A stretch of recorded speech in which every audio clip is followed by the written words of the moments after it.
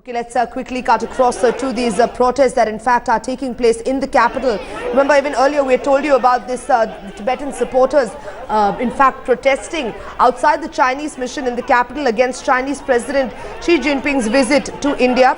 Remember, there have been several incidents of self-immolation, and we can expect more protests in the capital, considering that the Chinese president will in fact be reaching India.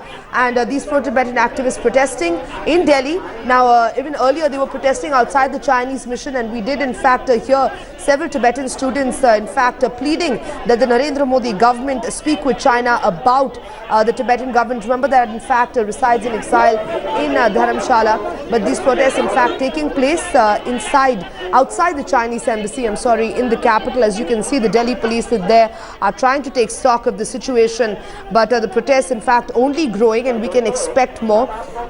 Remember, on the 15th of September as well, these protesters were in fact raising anti-China slogans outside India Gate, and even submitted a memorandum and a petition of sorts to the Narendra Modi government and to Modi's office, demanding that India take up the issue of Tibet with Chinese President Xi Jinping when he comes to India.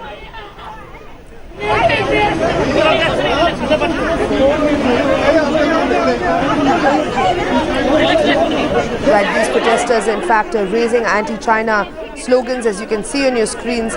These Tibetan protesters, these protests have in fact been taking place for a while now, and they are intensifying ahead of the Chinese President Xi Jinping's visit to India. Now, he will in fact be meeting Narendra Modi, but these protesters are demanding that they raise the issue of a free Tibet with the Chinese government. Arthur Khan now joining us live on the phone line with more. Arthur, we understand that these protests are taking place outside the Chinese embassy, and even earlier the Delhi police have in fact detained the Tibetans protesting against Xi Jinping's visit. We are expecting these protests to intensify, considering he's going to be touching down in India soon. Well, that's right. There is this apprehension that these protests are likely to intensify. As we speak, there are demonstrations at Majnu Ka Tila in North Delhi, which is largely populated with the Tibetan people. But at the same time, even in New Delhi, the Chinese embassy, several persons have been detained and they have been taken to the nearest police station. They were trying to demonstrate right outside the Chinese embassy, and it was a snap demonstration.